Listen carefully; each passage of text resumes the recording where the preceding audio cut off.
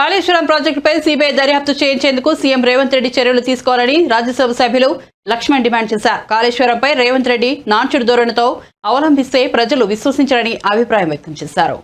మేడిగడ్డ ప్రాజెక్టుల యొక్క పిల్లల కుంగిపోవడము, బ్యారేజీ వంగిపోవడము, పిల్లలు పగలడం, ఇవన్నీ కూడా ఎన్నికల ముందు ఏదైతే విషయాలు బయటకు వచ్చాయో అది మేడిగడ్డ ప్రాజెక్టు వరకు మాత్రమే కాదు, మొత్తం కాళేశ్వరం ప్రాజెక్టే రాష్ట్రానికి అది వరం కాదు, ఉదిబండగా మారిందని చెప్పి అన్ని పార్టీలు, స్వయంగా కాంగ్రెస్ పార్టీ సైతం కూడా రేవంత్ రెడ్డి గారు ఆనాడు పిసిసి అధ్యక్షులుగా వారు కూడా విరుచుకుపడ్డారు. ఇప్పటి వరకు ఈ కాళేశ్వరం నిర్మాణానికి ఖర్చు చేసింది 93,872 కోట్లు. కాళేశ్వరం ప్రాజెక్ట్ నిర్మాణం కోసం తీసుకున్న అప్పు 71,565 కోట్లు. కాళేశ్వరం ప్రాజెక్టులో డిస్కంలకు పెండింగ్ బిల్లులు కరెంటు కోసం 3,192 కోట్లు. కాళేశ్వరం ప్రాజెక్టు కోసం ఇప్పటిదాకా వాడిన విద్యుత్తు 6,918 మిలియన్ యూనిట్లు. కాంక్రీట్ తో కట్టినటువంటి మేడిగడ్డ కుంగితే ఆనాడు మంత్రులు ఏ రకంగా మాట్లాడారు? విద్రోహం అని ప్రశ్నించారు. కానీ నిన్న మంత్రులు మీరు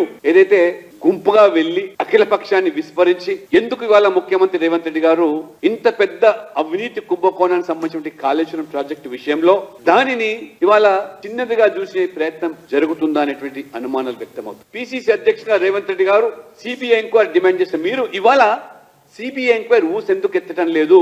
సిబిఐ ప్రస్తావన ఎందుకు తీసుకురావడం లేదు? అఖిల పక్షం అన్నటువంటి మీరు ఇవాళ ఎందుకు మీ మంత్రుల వరకే దీన్ని పరిమితం చేస్తా ఉన్నారు? తెలంగాణ ప్రజలు ఈ పాటికే రాజకీయంగా ఆనాటి బీఆర్ఎస్ ను ప్రజా కోర్టులో దోషిగా నిలబెట్టారు, శిక్షించారు. అధికారంలో ప్రభుత్వం కాంగ్రెస్ పార్టీ బాధ్యత మీది. వాళ్ళ ఆ తిన్న సొమ్మును కక్కించడానికి చర్యలు తీసుకోవాల్సింది పోయి మేము విచారణ జరుపుతాం, పూర్తి స్థాయి దర్యాప్తులు జరుపుతాం అంటే ఇది చూడబోతే ఈ బీఆర్ఎస్ కాంగ్రెస్ ప్రజల యొక్క కళ్ళలో ఇవాళ దుమ్ము పోసేటట్టుగా ఇది కనబడుతూ ఉన్నది. ఇది బీఆర్ఎస్ ను రాజకీయంగా లొంగ తీసుకోవడానికా లేదా ప్రజాధనాన్ని ఏదైతే దుర్వినియోగం జరిగిందో దాన్ని కక్కించడానిక స్పష్టం చేయాల్సిన అవసరం ఉంది. ఇవాళ ఏదైతే డ్యామ్ సేఫ్టీ అథారిటీ పూర్తి వివరాలు అందించి పూర్తి స్థాయి దర్యాప్తు కూడా ఎందుకు ఇంతవరకు చర్యలు తీసుకోలేదు? ఇప్పటికైనా వెంటనే ప్రభుత్వం సిబిఐ ఎంక్వైరీకి డిమాండ్ చేయాల్సిన అవసరం ఉన్నది. సిబిఐ ఎంక్వైరీ విచారణ జరపాల్సిన అవసరం ఉంది. తెలంగాణ ప్రజల సొమ్మును దోచుకున్నటువంటి ఆ యొక్క ప్రభుత్వము, పార్టీ, దానికి వత్తాసు పలికిన అధికారుల మీద మీరు చర్యలు తీసుకోకపోతే ఖచ్చితంగా ప్రజలు మిమ్మల్ని కూడా దోషులుగానే పరిగణిస్తారని చెప్పి కూడా నేను ఈ కాంగ్రెస్ పార్టీని కూడా హెచ్చరిస్తాను.